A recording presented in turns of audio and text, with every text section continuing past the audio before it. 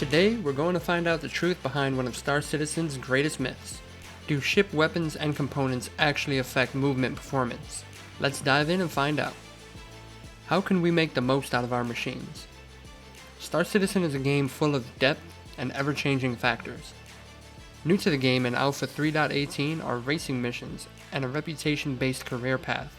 With all of these new eyes on the racing scene, there are many questions about how to optimize your ship for best results. With that being said, I decided to cover an age-old topic among the racing community. A big point of debate and confusion among newer racers in Star Citizen has been whether or not removing weapons and components off your ship actually helps with its agility and performance. Something often taken on faith rather than fact, I wanted to dive deeper into the nuance of this subject, and prove once and for all with hard evidence whether or not removing items actually has any benefit.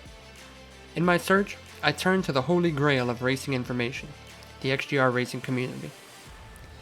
Having been trained directly by legends such as Shaq knew himself, I knew firsthand just how deep the skill and passion runs in this group. After asking around a bit, I heard back from some prominent members and even founders of the community, Osashes and Black Maze. They gave some very sound advice, and a few members of the Discord broke it all down in a very understandable way. I came out of this conversation feeling a lot more confident in the claims. Osashes recommended a pretty concrete way of testing the changes that stripping ships can have, and suggested that would be the best way to demonstrate the change for a video we can all utilize. So, that's what we're going to do here today. Hopping over to the PTU, our first order of business was to hop into our MISC Razor and test out the stock configuration. The goal here is to hit the throttle and pay attention to how many G's we pull when comparing configurations. We pulled out from the hangar and punched down on the throttle with full boost. After multiple drags, we recorded our top acceleration as 18.0. After getting the stock results as a base to work from, we next stripped off the weapons and missile system from our ship. We got back into a straightaway in a vacuum and punched it with full boost again. Here we went from 18.0 to 18.6, a rather sizable difference. So we can see that stripping off the weapons and missiles does make a decent difference. So what about ship components? Well, the only components you really need to operate your racing ships are the power plant and one cooler. So first, we removed the shield generator and one cooler. Sure enough, we went from 18.6 Gs to 18.9. Then we decided to go all the way and remove the QT drive as well. Something that I'd rather not take off for the convenience of being able to get to and from the track. After punching it again with full boost, our Gs hit a flat 19.0. Not as big a jump as removing the weapon system, but still a noticeable change. In a race, this could make all the difference, especially on straightaways. This increase in acceleration also translates into an increase in maneuverability.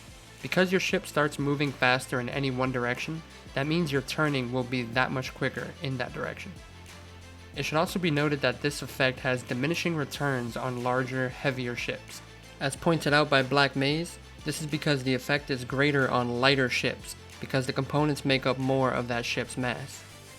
So removing the components from an M50 or Razor will have drastically different effects than removing them from a 350R or a Connie.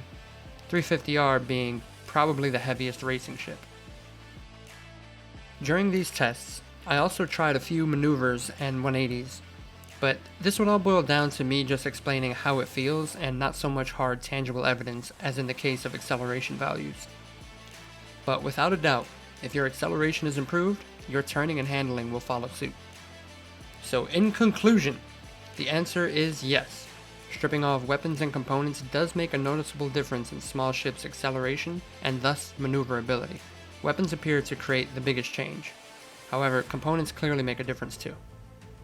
Me personally, I will be stripping weapons and missiles from all of my racing ships, as well as one cooler and maybe the shields. Personally, I think the QT drive is just too important to take off since you have to get to and from the track. Unless of course you and some friends are touring around in a C2. And as for the shields, I just don't really feel like turning off the shield critical alert in settings every time I want to race. So I'll probably just leave that on. And there you have it. A complete breakdown on ship tuning for racing. I was pretty surprised by the results, even though it's very common knowledge among the racing community that you should definitely do this. But it's really nice to see this all laid out, so now there won't be any more doubts. Hope you guys enjoyed the video.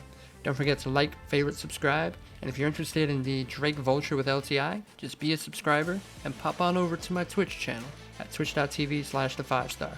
We'll be racing regularly, so come pop in if you have any more questions. Alright everybody, I'll catch you on the flip flop. Peace out.